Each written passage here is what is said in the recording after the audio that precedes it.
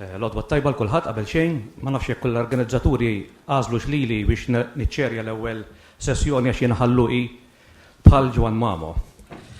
Qabel ma nibdew kumment żgħir, l-organizzaturi għamluli premura kbira biex il-kelliema iżommu il-ħin stipulat. Għandna 15-il minuta għal kull kelliem, ħankun daqsxejn sever magħkom għax irridu nżommu l-ħin.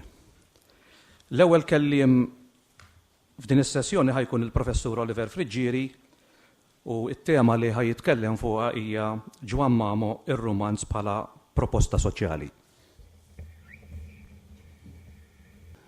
Meta fl-1983 tħajjart nikteb xi ħaġa fuq dan l-awtur, irrealizzajt li ma kien jaf ħadd. U jidilli li l-uniku wieħed li semmih kien il-Professur Akwilina li għafillu għanpassa. Meta fittixt fejn miet u data ta' meta miet, mort fassa tal-Pulizija Partikolari kif staqsejt li tinkun naf fuq xi ħadd li miet fl-1940 assedjawni bil-mistoqsijiet konċet nfittex fuq xi wirs tal-familja li ma kontx naf x'inhu. Max ngħidulhom li kien kittib irrabjat, li kien kittib li jgħix f'Malta differenti ħafna minn tagħna. Ma realizzajt li Mamo kellu ħallas anki prezz, anki wara mewtu, tal-li kien ħares lejn is-soċjetà mhux mill-punti di vista diakroniku, storiku, nostalġiku li kien meħtieġ, li kważi huwa l-pożizzjoni nazzjonalista f'termini ta' partiti, però f'termini politiċi, allura anke laburisti awstriklandjani ta' żmienu, f'termini orizzontali, mhux vertikali, orizzontali. Malta li produċisti ġa kienet li Dumikil Xerri jisu nazzjonalist qabel il-partiti u l-Vassalli jisu laburist qabel il-partiti. L-istess perjodu is-tletinijiet, pratikament huma t-tletinijiet ta' dan l-awtur. Din id-dualità li għal-bażi ta' kollox għalija biex tifhem il-Malta f'kollox, anke fejn ma tidilx. Jagħti ġa kontrapposta. Dunkan kienu qed mill-sottoskritti, mill-imsaħbin li ddeċida li jixtri kopja, jixtri l-faxxikli. Il-faxxikli kif tafu kien romanz għalla buona, ħafna drabi ma kunx ta' valur. Oli għal-kema kienet faluċ kien ħarġ bħala faxxiklu. U bat kien jibqa' faxxiklu ma bat jillega kwaħt kif irrid. U kien jiġi tifel jenna niftakru kif tiftakru ħafna minnkom intom ibijaw bib-bib. Jista' jkolli baqa' minsi il-romanz ta' Mamo, anki għax ħarġ biss bħala faxxiklu u kien reċentement ħarġ jiftaħu bħala edizzjoni propja.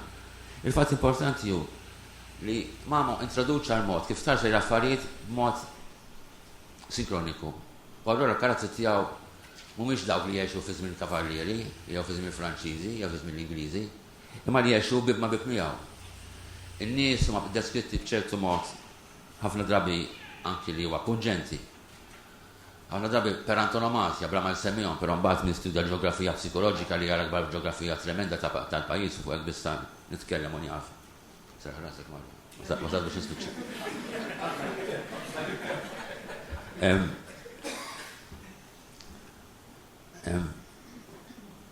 Indunajt li mhux tab xejn li ħoloq dik il-kontroversja li l-lingwa tagħha kienet sempliċement l-injorament is-silenzju. Oscar Wilde darba qal, there is nothing worse that can happen to a writer than to be talked about. Not to be talked about. L-armot kif imweġġak mhux billi niġillek, però billi ninjorak. U Mamo, dan għamlu, meta jpinġilek bniedem li jgħidlek ħarġ l-elezzjoni, u ġab voti da' skemm kellu xar f'rasu, u sul taf li kien qaraj, hemmhekk allura il-ħaġa ssir differenti. Kienet jgħid tal-Alfons Maria Garja. Mhux nkamprilkom fuq karattri oħrajn għax ma rridx nissogra l-rebel, għax illum hija okkażjoni ta' ferm. Il-fattu li huwa issogra kollox, xajja lil kulħadd. Mara anke sal-limita ta' kix razza jew le, ta' x'kultura għandna. Fid-delta ma' nodimek li kien aktar prudenti, ma bħalu għamil iżbal li jipprova jiġġed ma' kulħadd, isu fantozzi insomma. Il-ġilda qed hemmhekk, it-tellifu għaw, u l-eroju għaw, kif se nifrega, titlef jew tirbaħ, importanti hu li tkun fantozzi. U U dan is-sens ta' letteratura soċjali però kontemporanja, ispirata mill-preżent, f'sens orizzontali, waslet biex urid li Malta kienet diġà matura politikament. Il-perjodu l-aktar importanti tiegħu fil-formazzjoni għex ninsewx bejn 1986 u l-1941 laħaq il-gwerra kemm u laħaq il-perjodu meta Malta għaddiet mill-isbaħ perjodu tagħha fil-istorja l-ewwel nofs tas-seklu 20 fejn Malta saret moderna.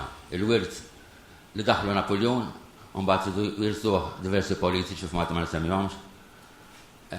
Huwa sew wirt il nħadem f'dak il-perjodu l-ewwel nofs tas-seklu 20 meta Malta verament saret nazzjon li stiret jew taħseb il-frott tar-Rivoluzzjoni Franċiża li vassalli li Napoleon kif taf daħal f'Malta. He said the right thing but in the wrong way. Jekk tgħid ħaġa the right thing the wrong way tkun qed the wrong thing ukoll. Ma kienx jaf kif id-dejja ma' Maltin. Però ġewna konċiljana fil-fatt nazzjon ukoll. Nazzjon li ma kienx soċjalment preparat, dik hija l-proposta ta' Mamo. Nazzjon li kien kulturalment immensament preparat, dik hija l-proposta ta' Duncan. It-tnejn jagħmlu viżjoni waħda, m'hemmx waħda minn l-oħra. Ma nistax iċċensura awtur għal dak li m'għamilx, però rrid napprezzah bil-fors għal dak li jagħmel. U tnejn flimkien jagħmlu one whole. Ma żewġ orientamenti, żewġ partiti politiċi tagħna, il-mod kif aħna maqsumin fuq l-istess ħaġa. U f'daqqa waħda mbagħad insibu l-konsens. Għax hekk tinnotaw Mamo jikteb fuq Malta anki b'ċerta nostalġija, b'ċertu rispett, meta juża l-frażi klassika Ludendo castigat mores.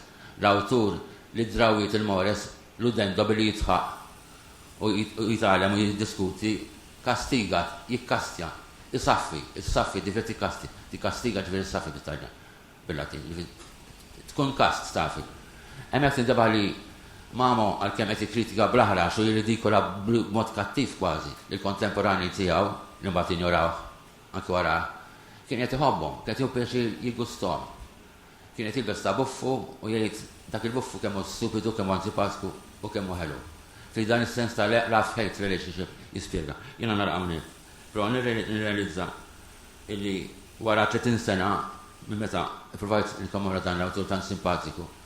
Il-redentajt nista naqraħ anke mod differenti, anke kontrarju għal dak li rajtu bih 30 sena ilu, ċoħe mhix biss pajjiż limitat u żgħir però sħiħ, small and beautiful and complete lill-problema tagħna.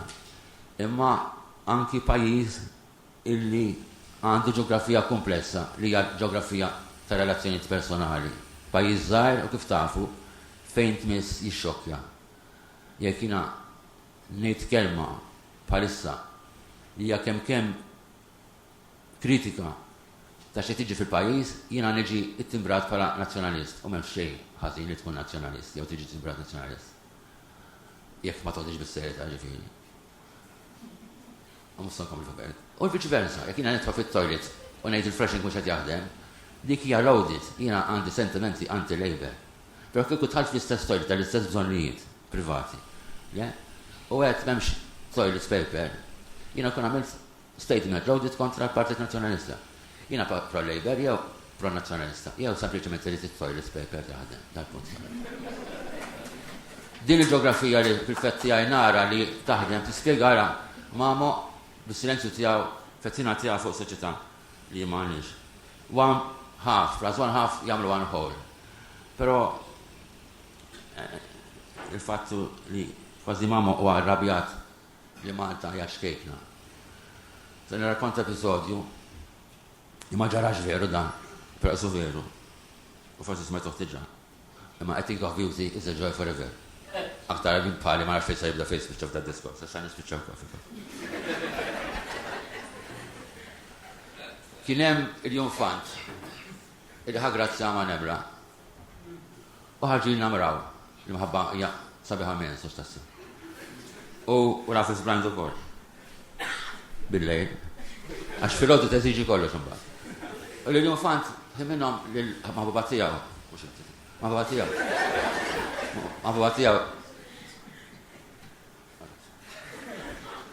tiegħu għalla rifissaħ minnhom, għalla skużani my dear love, għalla rifistek. Għabżet il-nemra għalġlu stajt konti ma ġara xejn. Stajt niftakir. Dik it-tikka hija Malta li tant inħobbu u hemm li ma nagħmilha magħha bħala ommu, Duncan ma kellux oħtu.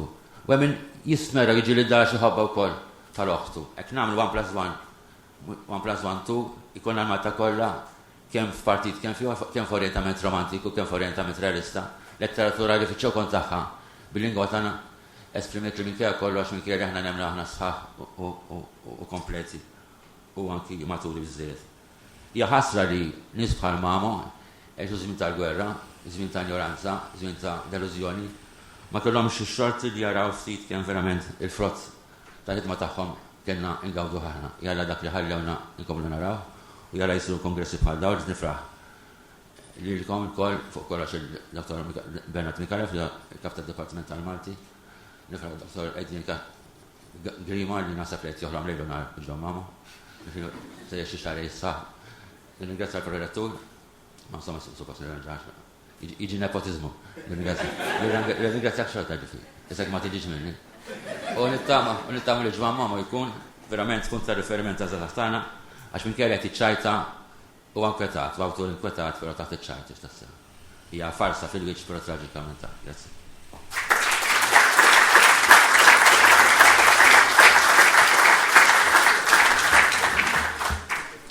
Grazzi Profs, nistedel il-Dr. Edwin Grima jieħu postijiet jogħġbok.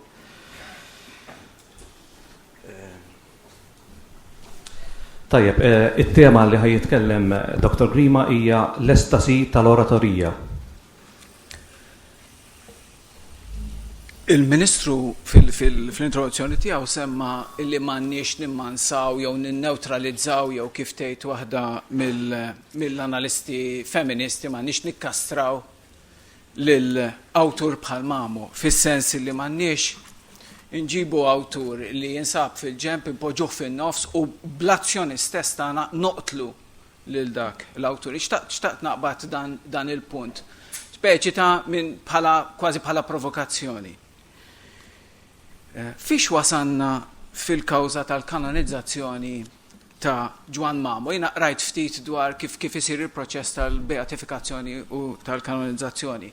U kif tafu fost l-oħrajn hemm bżonn ta' żewġ mirakli. U jiena naħseb għalkemm ma nixtieqx illi nikkanonizzaw il-Mamo, naħseb li sfortunatament daw iż-żewġ mirakli Mamo iwettaqhom jagħmilhom. Biex isir beatu, l-awtur irid ikollu miraklu approvat u djoċesi trid tmexxi t-tribunali xjentifiċi u teoloġiċi f'dan il-każ. Jekk hemm spjegazzjoni naturali għal miraklu, il-każ jaqa'. Imma fil-każ ta' Mamo ma jistax jaqa' għax m'hemmx spjegazzjoni għal miraklu letterarju tiegħu, l-ambjent soċjali u kulturali ma kinux jaġevolawh. Pjuttost kien jaħdem bil-kontra dan l-ambjent kulturali. U l-miraklu jrid iwassal għal fejqan. Jekk joħroġ id-digritt tal-miraklu, il-qaddej isir bejatu.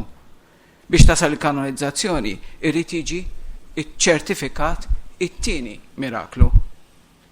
Fl-aħħar mill-aħħar il-kanonizzazzjoni ta' Ġwan Mamo mela tiddependi minn żewġ mirakli.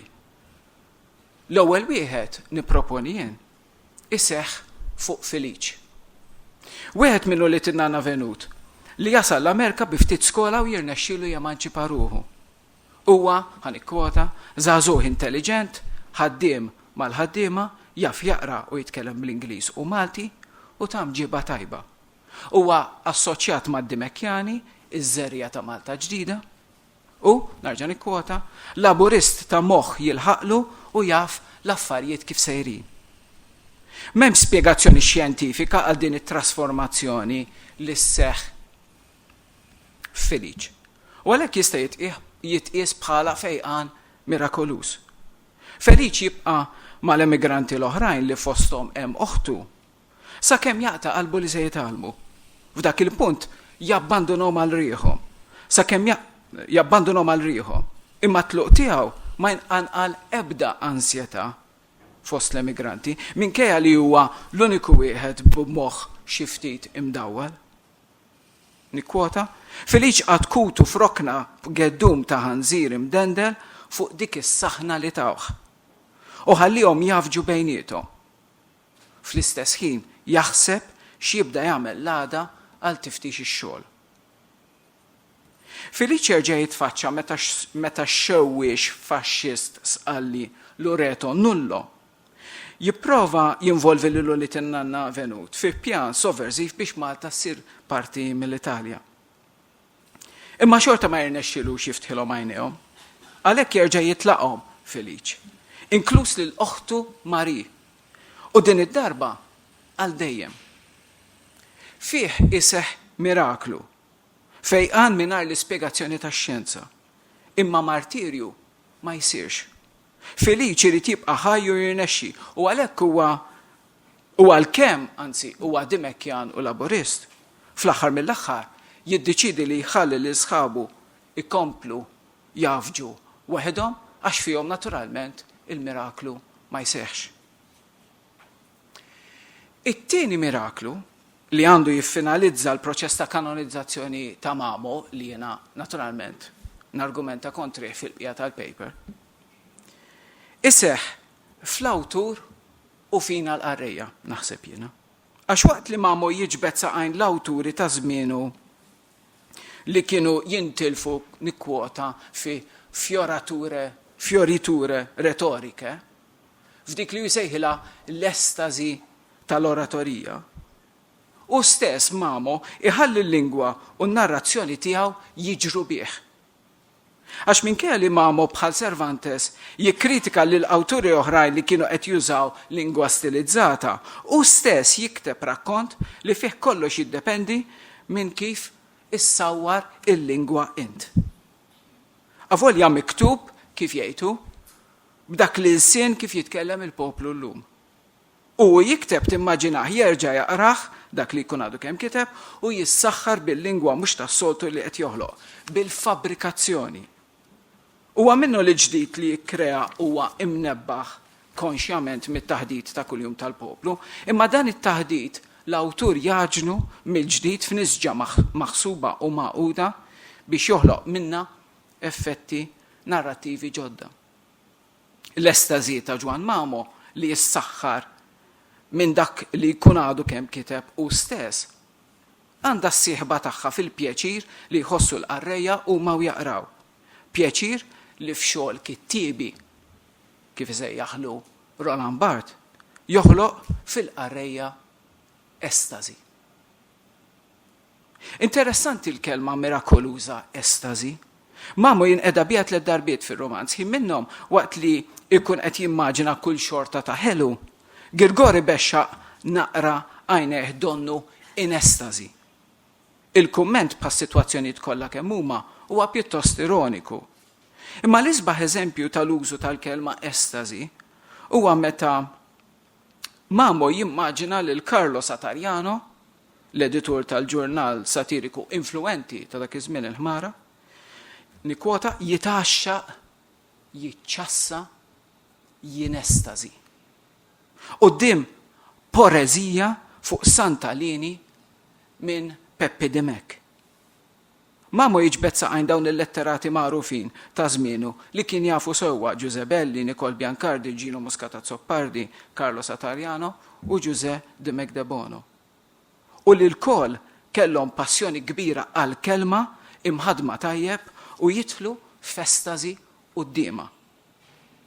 Għal darbohra l-ironija tiegħu tikxef ukoll simpatija kbira lejn il-passjoni tagħhom li kienet ukoll il-passjoni kbira tiegħu. F'dan is-sens Mamo qed jironizza mhux biss fuqhom imma anki fuq innifsu. Daw il-boloħ speċi illi jitlu f'estażi x'jiġi l-plural għax hu jivvinta il-verb. Allora ma nafx kif ikun il-plural tiegħu. U jinestażi, huma jinestażu, x'jiġi. Quddiem il-kelma. F'dan is-sens Mamo qed jinorizza anki fuq innifsu bħalma jagħmel kemm il-darba fir-romanz. Mamo huwa dejjem konxju tal-att letterarju bħala fabbrikazzjoni u regolarment jgħaddi kummenti fuq il-mod kif qed jikteb. Uħud mill-iktar momenti ironiċi u divertenti jaslu meta jgħaddi l-kummenti meta narrattivi tiegħu li għandhom il-ħila mqarba li jinstemaw spontanji u innoċenti imma innoċenti u spontanji żgur li mhumiex.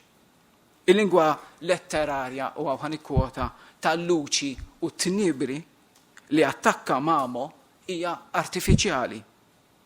Imma lanqas tiegħu mi ħilsa mill-ħafna soda tal-awtur. Kultant però l-awtur jisħon wisq, jinestażi, u minflok jiddiriġi n-narrazzjoni bil-aqal imqareb tiegħu, in-narrazzjoni tiġri bih. U jseħħ it-tieni miraklu għalhekk li kapaċi jikkanonizzah. Dawn aktar huma l-iktar momenti meta jwettaq għal kollox il-weda solenni tiegħu li ħanikwota l-ħsieb tiegħu ikun magħmul biss għal ġid u x-xalar fil-ħsus ta' den il-qarrejja. Nirringrazzjakom.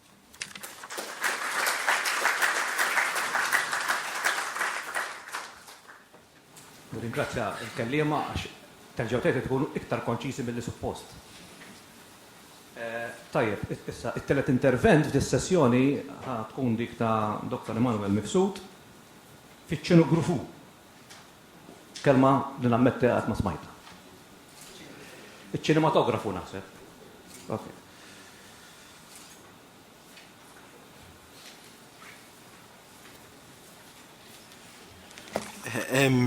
Attualment mhuwiex intervent daqskemm kummentarju li mhux se nagħmlu jien, imma Adrian kellu l-idea illi nidentifikaw 3 temi minn ħafna temi tidentifika minn Nanna Vennut. U nagħmlu kummentarju permezz ta' silta minn film li b'xi mod jew ieħor hija relatata ma' waħda minn daw it-temi li identifikajna. Naturalment kif jaf kulħadd Nanna Vennut jibda appuntu dan il-grupp ta' nies illi qegħdin jiddiskutu it-tluq tagħhom minn Malta lejn l-Amerika. U dan il-ftuħ ifakkarna ħafna film, tal-1953 ta' Federico Fellini, jismu I Vitelloni, wieħed mill-ewwel films tiegħu fil-fatt, illi wkoll ilaqana ma' grupp ta' ġuventur li jusejħilhom Vitelloni, appuntu huwa terminu li indika grupp ta' zazah li m'għandhomx jagħmlu xejn f'ħajjithom dejjem jaraw x'se jivvintaw imma qatt ma jivvintaw xejn. U waħda mill-affarijiet li dejjem joħolmu fuqha hija appuntu l-emigrazzjoni li tilqu minn dan ir-raħal żgħir ħafna illi jgħixu fih u jmorru lejn Ruma, il-belt eterna. Uħud minnhom eventwalment, wieħed minnhom eventwalment imur però jiġi lura. U l-iktar nies li kienu jpaxxu fuq it-tluq ma jitilqu qatt, waqt li l-unika wieħed li dejjem ma kien jgħid xejn eventwalment jispiċċa biex jitlaq bil-moħbi ta' kulħadd għodu.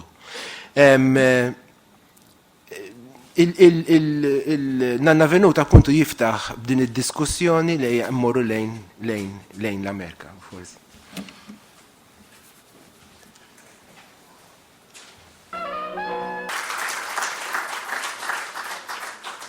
Sinjura Anna Borx Cardona ħad titkellem fuq it-tradizzjoni tal-għana u d-daq ta' strumenti fix-xogħlijiet ta' Juan Mamo. Mela,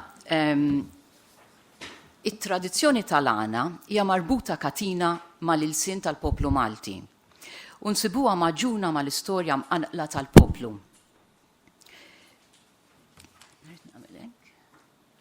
Okay. Tul is-snin l-għana tilef karatteristiċi u ġabar oħrajn, sakemm wasal sa dak li nafu llum. Issa aħna se nippruvaw nagħtu titwila lejn l-għana Malti fil-bidu tas-seklu 20, qabel il-gwerer dinjin li bidlu ħafna affarijiet, hekk kif kien qiegħed jarah u jisimgħu Juan Mamo fi żmienu. Se nikkonċentra l-iżjed fuq żewġ xogħlijiet u li Nanna Vennut fl-Amerika u l-poeżija l-Annej Ormi u l-Annej Zejtuni meta morna tal-mellieħa. L-ewwel nett nixtieq li nagħtu ħarsa lejn il-festa tar-raħal li Girgor fuliet Nanna Vennut bl-ebda mod ma rid jitlef. Minn dik l-avventura tiegħu niffokaw biss fuq l-ajjat tal-bejjija li tant jispikka fil-festi Maltin.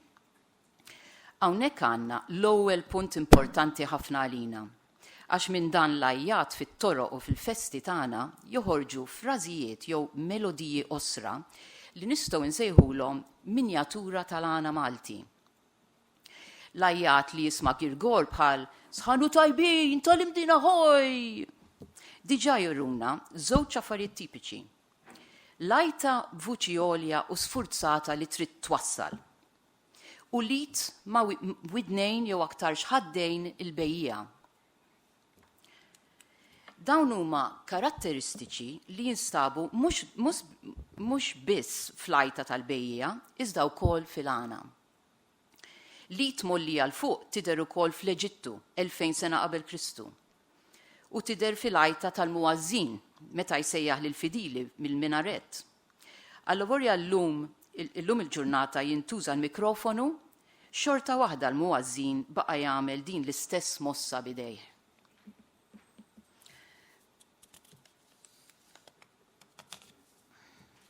Issa, fil-poezija l-Annej Ormi u l-Annej Zejtuni li jinkitbet eżatt 100 sena ilu, Juan Mamo jgħidilna li l-Annej Zejtuni xeħet il-pass il-qudiem, xeħet idu fuq il-ħatt tal-lemin u b'vuċi sħiħa beda janni. Lit f'din il-pożizzjoni ma tagħmel l-ebda differenza lil ħoss li joħroġ. Imma hija tradizzjoni li ġejja mill-qedem u li forsi oriġinat blit wara l-widna biex dak li jkun jisma' lilu nnifsu aħjar jew jeħles mill-ħsejjes ta' madwaru. Iżda kienet x'kienet baqgħet tintiret minn ġenerazzjoni għall-oħra. Fost l-annejja tagħna tal-lum għad hemm biss xi wħud li baqgħu jżommu din it-tradizzjoni antika. Hawnhekk tistgħu taraw ftit ritratti li kont ġbart fid-disajnijiet, 2 minn dawn l-annejja issa m'għadhomx magħna. Kulħadd janni. Nerġgħu nirreferu għal poeżija l-Annej Ormi u l-Annej Zejtuni, fejn Juan Mamo jurina kemm l-għana kien parti mill-ħajja ta' kuljum tal-poplu. Jgħidilna li kulħadd kien janni. Nisa, irġiel, xebbiet, ġuventur, miż-żewġin jew le, tfal, foqra u sinjuri.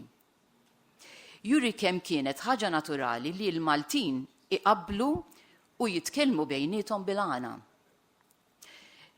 Minn dawn se nieħu biss żewġ punti li l-iżjed jolqtuni. L-ewwel, interessanti li Mamo jibda qabel kollox biex isemmi l-għana tan-nisa u tax-xebbiet bħala l-iżjed ħaġa komuni. Illum il-ġurnata dan naqassew.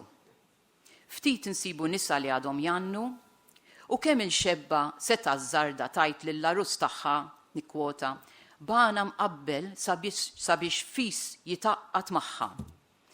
Kif jgħidilna Mamo li kienu jagħmlu fi żmienu ix-xebbiet.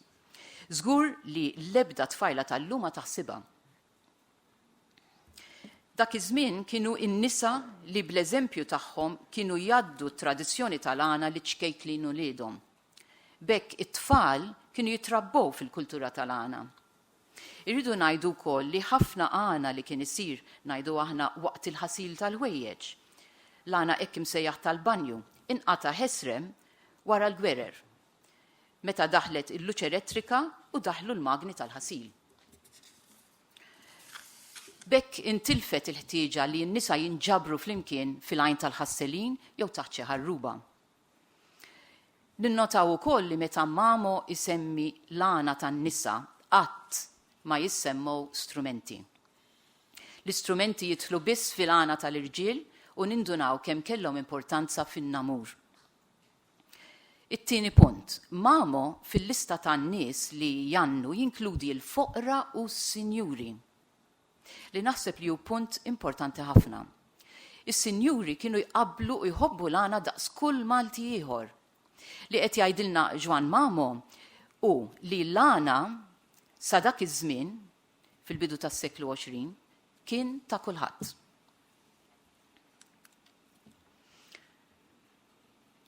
Fil-ħin limitat li għandna nistgħu nsemmu xi karatteristiċi ewlenin tal-għana li joħorġu mill-kitbiet ta' Mamo. L-ewwel nett tispikka l-importanza tat-taqbil. Il-Maltin kienu imdorrijin jitkellmu b'forma ta' taqbila. Illum il-ġurnata għadek tisma' lill-għannejja jgħidulek li se jkellmu lil xulxin bil-għana. Il-poeżija kienet parti mill-ħajja f'fom kulħadd. Imma dejjem kien hemm dawk li kienu iżjed kapaċi mill-oħrajn. Mamo jgħidilna li il-barba għad bħalqu miftuħ jisma' t-taqbil tal-qormi u taż-żejtuni li kienu magħrufin bħala tnejn mit-tajbin.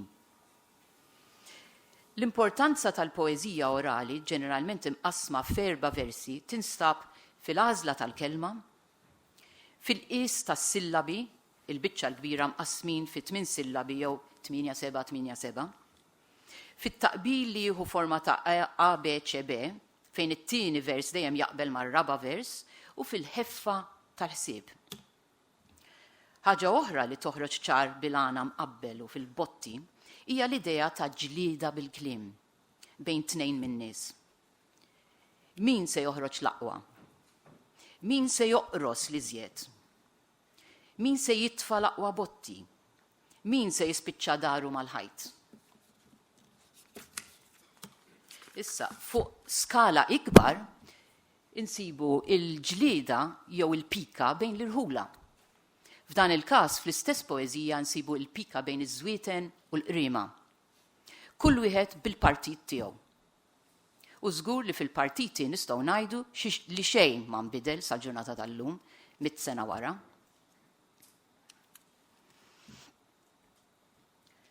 Issa, l-għana kien isir kullimkien.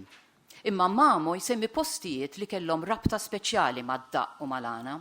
Fost dawn insibu il-Mellieħa, il-Festa tal-Vittorja, il-Buskett, il-Festa tal-Imnarja, Marsa Xlok, il-Festa ta' San Girgor, u jsemmilna wkoll San Pawl il-Baħar, Bir-Zebbuġa, Marsa Mxett u Arlapsi. Il-poeżija L-Annej Ormi għandha bħala sfond il-Festa tal-Mellieħa, li minn dejjem kienet popolari ħafna u kienet meqjusa bħala post ta' pellegrinaġġ. Issa, fil-kitba tiegħu Ġwan Mamo jsemmilna diversi strumenti li kienu jindaqqu fi żmienu.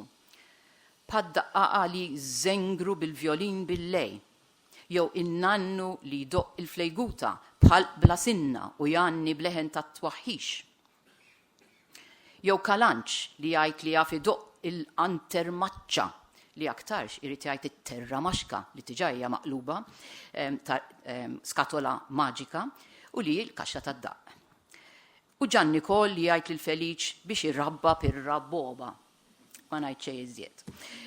Fuliet in-nanna Venut, Bertu fost ħafna ħwejjeġ oħra jieħu miegħu l-Amerka l-orgni, il-kitarra u l-pastardin. U jgħidilna li kien kapoċi Janni b'vuċi sabiħa. Għal-ħabta tal-aħħar tas-seklu 19 għaw Malta kienu daħlu moda l-orgni tal-ħalq u l-organetti, jiġifieri accordions u konċertini, li kienu qed jindaqqu mal-kitarri.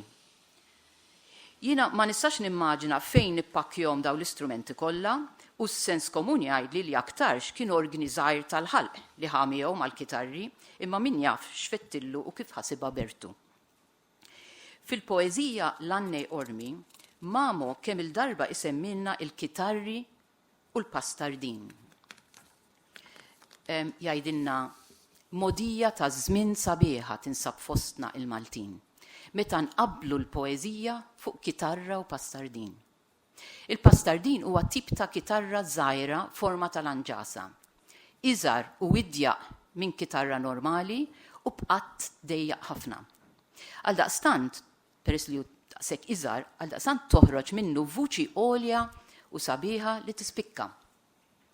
Mamo jgħid li kienu jiltaqgħu iqabblu fuq it-tliet kitarri bil-pastardin ikanta fosthom. Il-pastardin kien jintuża mill-prim kitarrist għal-melodiji, jew kif jgħidulhom il-prejjem. Fil-bidu tas-seklu 20, il-pastardin kien fl-aqwa tiegħu. Issa, 100 sena wara, dan m'għadux daqshekk popolari fost il-prim kitarristi tagħna.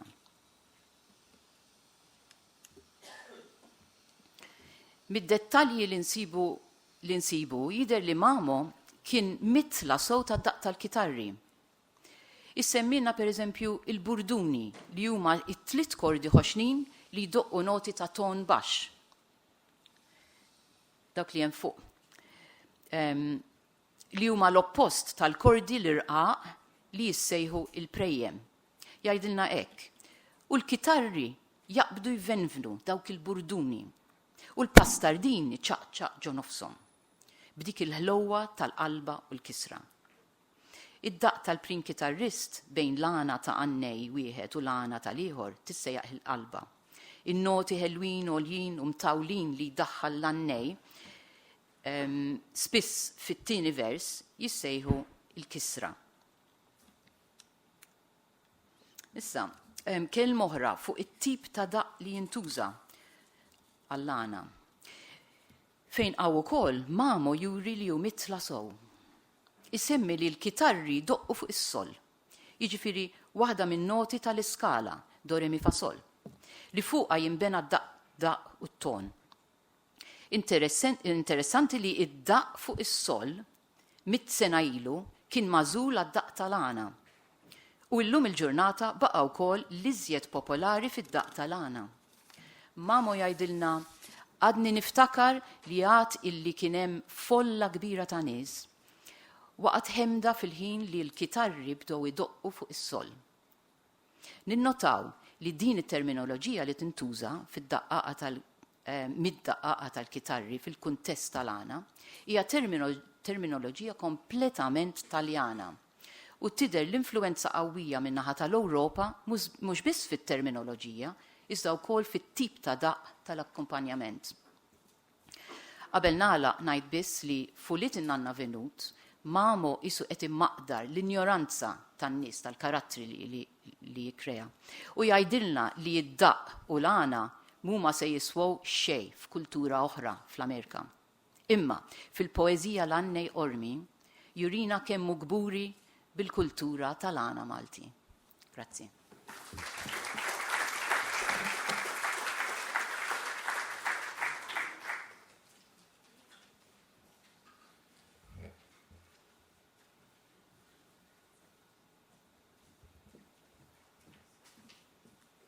Nselmilkom. Issa se naraw filmat li nġibet din il-ġimgħa posta minn Neville Mifsud. Hija Saturnina bint Mamo titkellem fuq żewġ għanijiet ta' missiera. Bikja ta' xebba u Itzija u l-Fatat. Żewġ għanijiet li huma l-qalba ħafna. Mela Saturnina. Ġwan Mamo kellu numru sabiħ ta' poeżiji. Il-favorita tijak, li ma hi? Jena Itzija u l-Fatat toġobni. Għax meta peress li konna fqara ħna kien kodna qdem naqra fuq u per-kazu għax jgħidlek li il-minder, il-Fatat, ġabila ħafna flus, 6 lira ta' żmien Zamzam u bedajti għaddeb u djamanti. Biss imbagħad ma qaditx tidderiġi d-diskors tiegħu. Għalix qabdet u per-kazu għalila nixtieq norqodlok naqra taħt is-sodda, imqarlejla waħda biss. Għalitlu f'kollox nikkuntenta jekk għandek ħila tagħtini, parimsielet u ġerzi minn kollu robini. Mbagħad beda jġibbilha kollox. U rrid jorqod naqra taħt is-sodda. U meta raqgħet taħt is-sodda, tella jidu daħħal seba' u missila ftit il-patata, mbagħad hawnhekk ħadet għaliha hi. Għadlu aħna ftemna li torqod biss. Alla jien nagħmlek sinjura, hekk kien tajjeb minni tisma' nurik fejn hemm travatura. Mbagħad beda jagħmlilha l-ixkafef u l-inkwatri ta' djamanti u ta' hekk. Alla biss rridek li qudiemi la tgħidx bambin. U dik, meta ra dawk ir-rekkezzi kollha, għalet tarawx imbirikalla xi provdi li l-bambin, u ma dak li semmet il-bambin beda jitfala n-nar biex jaħraqa fuq il-friex. U mbagħad jgħidlek u minn wara tefat li ta' bħal żarżir tal-koronetti. Qed tifhimha x'inhi. U dan hawn, ġifieri għalhekk kienet toġobni, kont inħobb noqgħod naqra. Anke hemm poeżija oħra, xebba, ma rridix tiżżewweġ dejjem kienet tagħmel din bikja ta' xebba, kellha 55 sena, meta kienet dejjem ta' Nidilanja.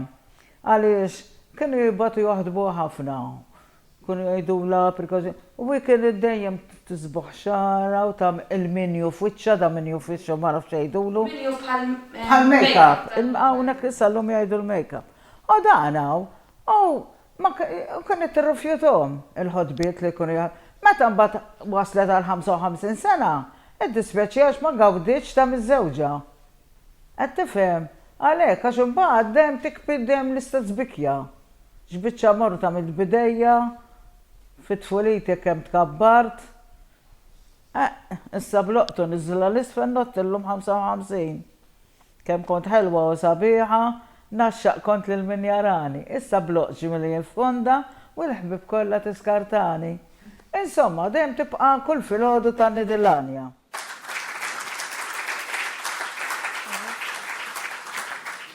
Tajjeb, issa s-Sinjorina Annelies Vassallo ħad għamel l-intervent personali tagħha, il-ġabra u l-analiżi kritika ta' xogħlijiet poetiċi ta' Juan Mamo.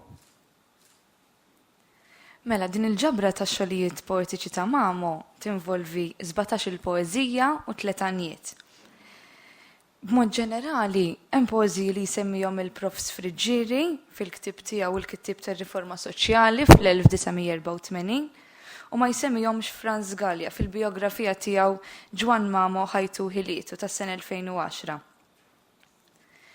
Poeżija oħra li ma tissemmix minn Gallia jew il-Prof Sfriġġieri hija biex niftakru fis-7 ta' Settembru 1565. Poeżija b'tema politika li deret fil-Gazzetta Il-Fqir Malti fis-6 ta' Settembru 1928 fl-imkien ma' numru ta' poeżiji oħrajn minn diversi kittieba li jittrittaw din il-ġurnata memorabbli. Wara l-ġabra ta' dawn ix-xogħlijiet poetiċi ġew imqasma fi 3.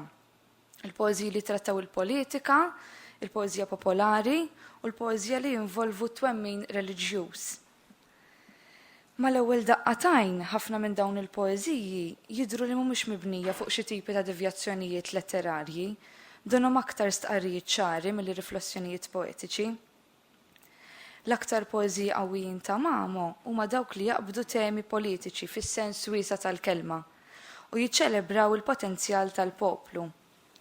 Fil-waqt li fin-novelli u r-rumanz donnu jrid iwaqqa' dak li hemm u jibni xi ħaġa oħra minn floka, f'dawn il-poeżiji donnu jaċċetta r-realtà stabbilita u jillimita ruħu għal rappreżentazzjoni mill-ġdid tas-sewwa magħruf. Da ma jfissirx li Mamo l-poeta ma rridx jirriforma l-istruttura tas-soċjetà li kien jgħix fiha, soċjetà mimlija ġustizzji, magħmula minn poplu aljenat, bħalma rid Mamo l-artikolista jew Mamo l-prożatur.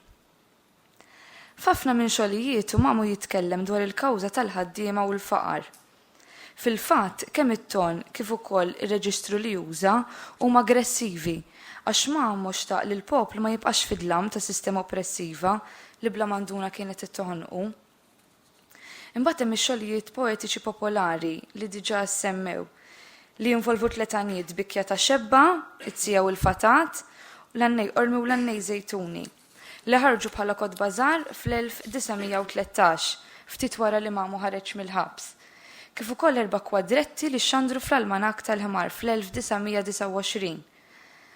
Huma xogħlijiet poetiċi li jkomplu jżidu ma' tradizzjoni Maltija dwar l-għana popolari li diġà teżisti. U mhux biss itellgħu fil-wiċċ ċerti drawwiet u tradizzjonijiet li llum inqataw, imma fihom dak l-element ta' umoriżmu li ġiel l-qarrej jieħu gost b'dak li qed jaqra. F'dawn ix-xogħlijiet fil-waqt li hemm xebħ mat-teatralità li tidher fir-rumanzu li tinanna venut fl-Amerika u fin-novelli m'hemmx l-impenn soċjali u politiku tagħhom. Uħut mill-poeżiji ta' Mamo jitrattaw ukoll twemmin reliġjuż. Hemm 2 poeżiji dedikati lil Sant'Andrija, l-qaddis patrun ta' Ħalluqa, waħda dwar kull ma jinsab fil-ħolqien li ġiet ippubblikata darbtejn, u poeżiji oħra bl-Ingliż li ġiet ippubblikat fil-manuskritt The Infinitely Great Sun dwar is-seta talla fuq il-ħolqien kollu. Għaliex din il-ġabra tajta l-isem ta' tħeġġiġa lil kittibin. Dan huwa l-isem ta' poeżija tematikament politika ta' Mamo miktuba fl-1930. F'diversi xogħlijiet poetiċi Mamo jħeġġeġ iqanqal primarjament lil qarrej, però jqanqal ukoll lil dawk il-persuni li għandhom is-seta li jbidlu l-ħajja mdalma permezz tal-pinna, Fil-fatt, l-għalqa metaforika li uża Mamo fil-poeżiji politiċi tinvolvi primarjament id-dlam u d-dawl, li huma simboli tat-talim u l-injoranza, kemm politikament kif ukoll fejn jidħol it-twemmin reliġjuż. In-nar li għalkemm u sors ta' dawl ħafna drabi jintuża biex ibeżza u l-ħmar. Li Mamo konxju mill-użu popolari tiegħu bħala figura jużah biex iwissi l-Maltin biex ma jkunux ħmir u jħallu l-injoranzi u l-faqar jaħkmuhom. B'mod ġenerali fil-poeżiji tiegħu permezz ta' ton ċelebrattiv u ritmu regolari u mexxej, jinħassu l-qima u t-tifħir il-Malta u l-Maltin fil-poeżiji politiċi, l-elementi tan-natura u l-Alla. Dan l-aspett divin ma jidirx biss fil-poeżiji li għandhom x'jaqsmu mal-elementi li jsawru l-ħolqien jew lil-Qaddis Sant'Andrija, imma jidher ukoll fil-poeżija politika. Bħala forma, il-poeżiji mhumiex mibnija fuq l-umorizmu u s-satira, li fal dawk it-tletanijiet u l-4 kwadretti. Ix-xjuħ huma suġġett li jagħmel ix-xogħlijiet poetiċi differenti mix-xogħlijiet prożaiċi. Fil-waqt li fir-romanz tiegħu Mamo joħloq farsa b'dawn ix-xjuħ preżuntużi li jidħlu fejn ma jesaħħomx, fil-poeżiji huma l-imsejkna li batew il-ġuħ u l-aks minħabba dawk meqjusa privileġġjati. F'dawn il-poeżiji Mamo jippreżenthom bħala nies importanti li mingħajrhom it-tradizzjoni ta' Malta totor. Minħabba xjuħ fir-romanz jidher li bħala Maltin hemm bżonn bidla mill-qiegħ, filwaqt li fil-poeżija aktar jinħass il-bżonn li l-Maltin jieħdu ħsieb ix-xjuħ bis-saħħa tagħhom inelbu l-ara dewwa li qatt ħabtet magħhom Malta.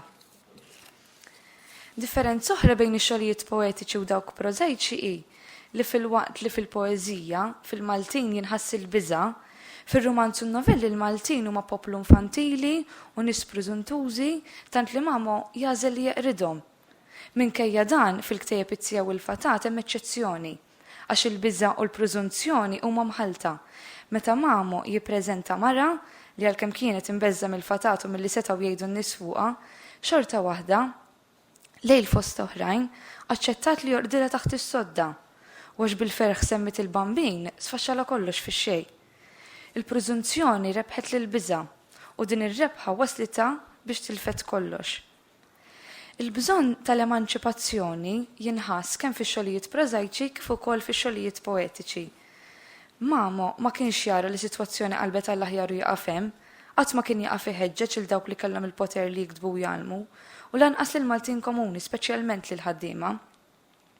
Dan kien jagħmlu kemm fl-artikli tiegħu f'diversi kazzetti lokali, kif ukoll fil-poeżiji tematikament politiċi li f'numru minnhom Mamo jħeġġeġ il dawk li għandhom is-seta juru d-dawl lill-poplu u jħeġġeġ lil dan l-istess poplu biex ma jibżax iqum fuq saqajh. Bħal maġġoranza tal-kittieba kontemporanji tiegħu Mamo jdaħħal il-barranin. Iżda fil-waqt li t-torok ħares lejhom bħala dawk li mhumiex insara u allura b'perspettiva negattiva, speċjalment f'din il-poeżija biex niftakru fis-7 ta' Settembru 1565, il-bqija tal-barranin huma tajbin u għandu ammirazzjoni kbira lihom, mod speċjali lejn l-Ingliżi, il-Franċiżi u l-Amerikani. Dan huwa punt komuni bejn ix-xogħlijiet poetiċi, ir-romanz u n-novelli u l-artikli tiegħu, għax ma jinbidilx il-mod kif ħares lihom minn ġeneru għal ieħor.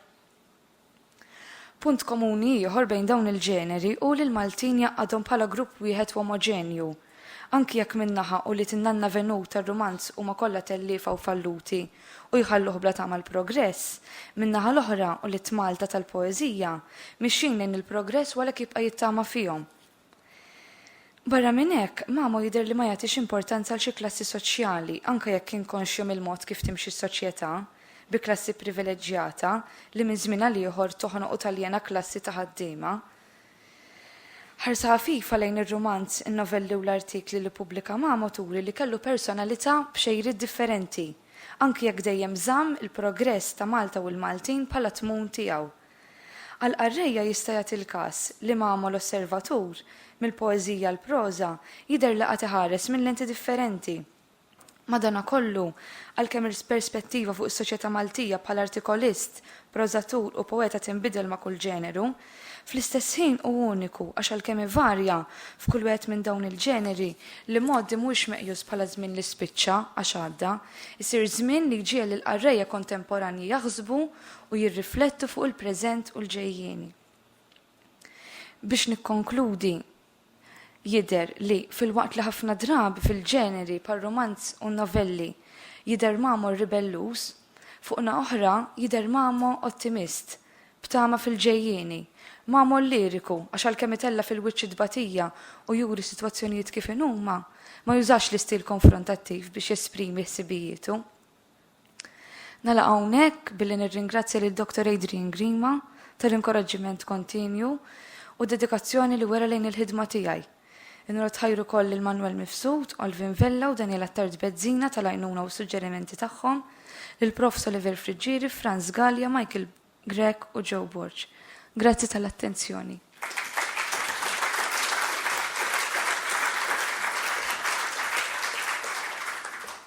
Tajjeb, wis qegħdin tajjeb anke fil-ħin. Issa ħajkonna kwarta għad-dispożizzjoni tagħna li matulhom nistieden minnu preżenti biex jagħmel id-domandi u l-interventi tiegħu. Nitlobkom tkunu konċiżi meta fl-intervent tagħkom tkunu konċiżi kemm jista' jkun ħalli ma naħlux ħin. Prof. Splendor. Le, jinxtaqt naddi żewġ kummenti biss interessanti ħafna. Imma l-influenza ta' Manuel Demek fuq Mamo hija ċarissima. Avolja kif forsi iktar il-qoddim kien hemm xi differenzi wkoll ideoloġiċi politiċi. Imma pereżempju, il-poeżija tal-fatat. Malli semmi bambin jibda jissutta bil-tadam, eċetera. Dina l-poeżija ta' Demek, l-tarbija fil-bennina, bambin dan qatt tissejjaħlu, għax bambin dan qatt ma kien Alla dan ħalliq ta' kollox, fuq kulħadd u fuq kull żmien. Jiġifieri li ma tużax il-kelma bambin, influenza pura Demekiana. L-istess l-analogiji ta' dawl u ta' dlam li smajna l-sinjur li titkellem fuq, purament Demekiana. L-istess l-analogija tal-ħmar.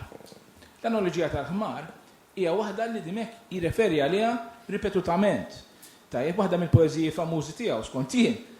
Ħabbrek ibni biex titgħallem, inkella se tibqa' ħmar. Mhux biex inti ħmar tibqali minn Demek dan il-ktib sar kellim Ingliż. Jiġifieri dawn huma kollha influenzi fil-fema tiegħi kemm konċettwali u anke sa ċertu punt stilistiċi illi huma riflessi f'Mamo. Xi ħadd ieħor li jixtieq jagħmel xi domanda jew xi intervent qasir. Prof. Brinkat.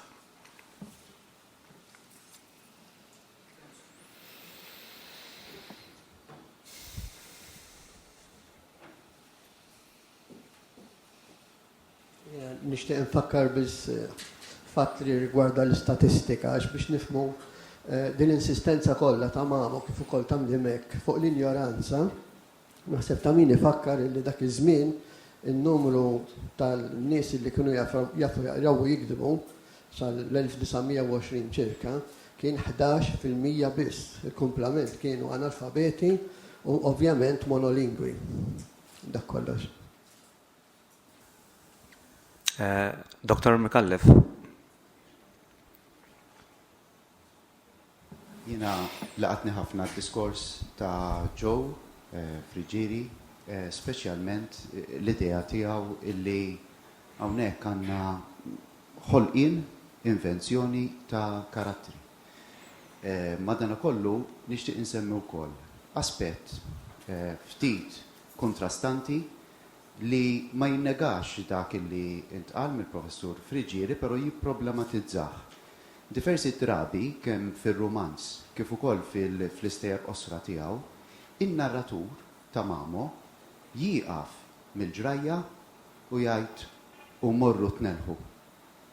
U jinżal maskra u juri illi sa dak il-punt kien xi ħadd ieħor qed jirreċta, qed jagħmel teatrin burlesk. Imma minn issa l-quddiem qed jitkellem b'diatriba.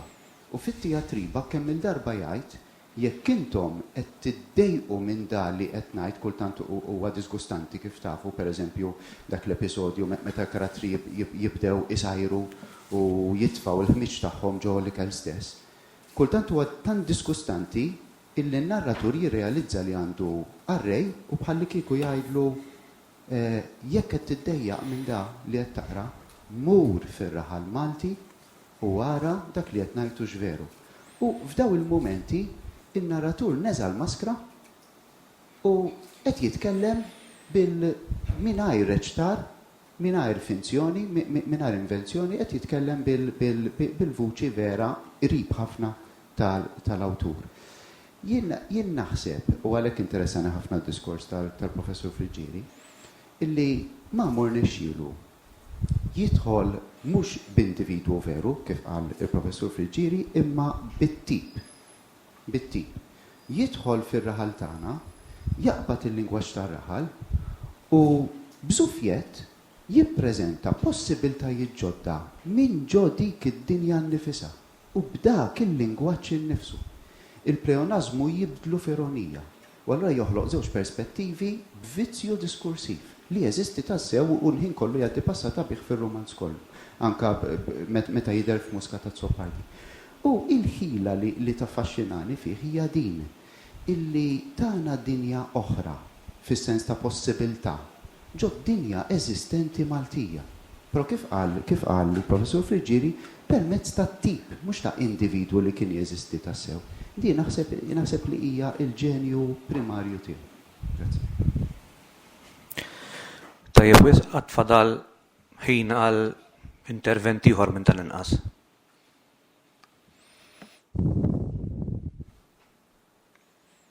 Tajjeb wisq nistgħu nieqfu ftit allura qabel hawn xi ħadd ieħor.